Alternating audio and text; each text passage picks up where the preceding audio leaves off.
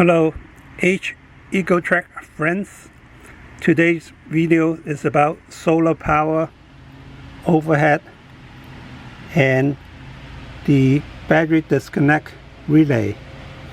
I have two original H-Ecotreks.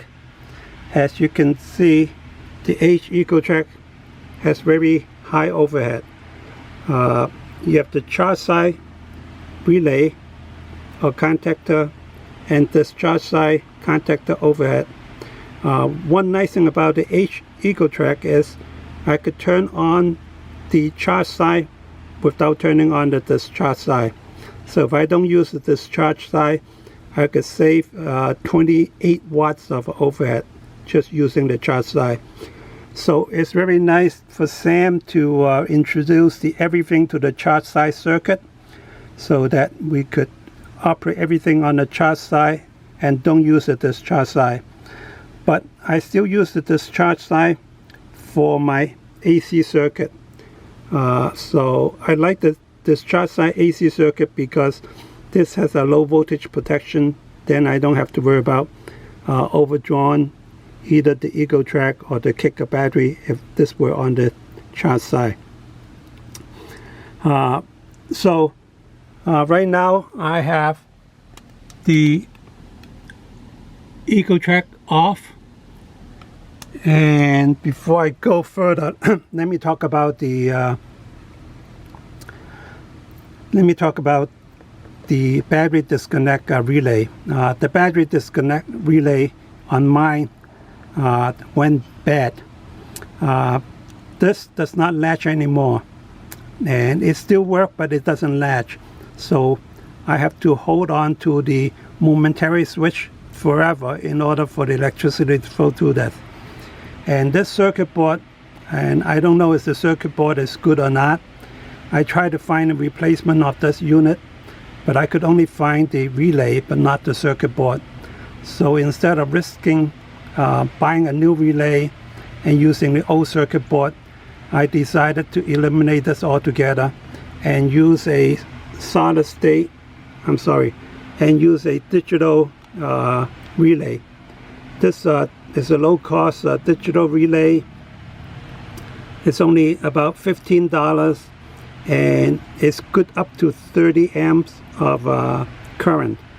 And the relay allow me to program the cutoff voltage as well as the engage voltage. So I could program this and without draining the kicker battery. If the voltage get lower than what I set, it will shut off the load to protect the battery. And this is 30 amp. My need for, or all our needs for the DC load is about 24 amps. So 30 amp to supply 24 amps, and most of the time we all only use about 5 amp roughly, because we don't turn everything on at the same time. Like we don't turn the awning on, we don't turn the ventilation fan on, we don't turn the trimmer on all simultaneously. So most of the time if you have a few LED and you charge a couple of USB phone, that will only about 5 to 10 amp the most. So 30 amp relay is more than sufficient.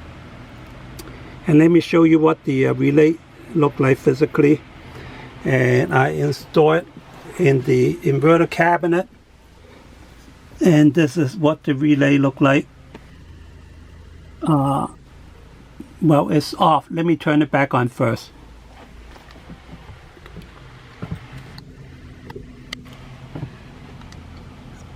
So I'm turning it on. Now it's on, and it used to be a momentary switch, but because this is not a latching relay, so it has to be a regular rocket switch.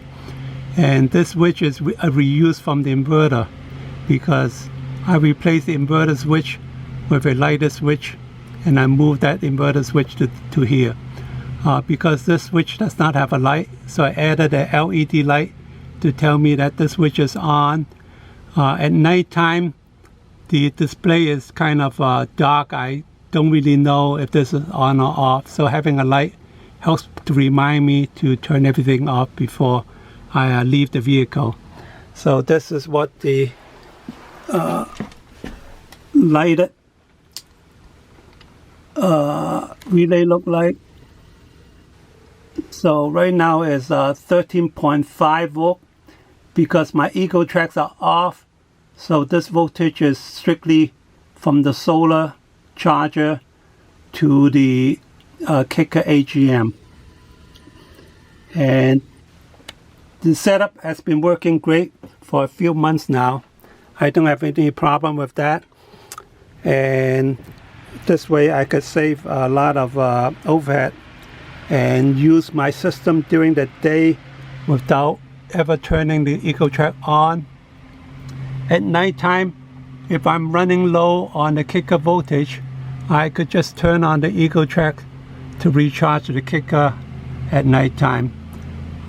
It's been working well for me, so in case in the future if you have problem with your latching relay, you have alternatives. And thank you for watching. Have a good day.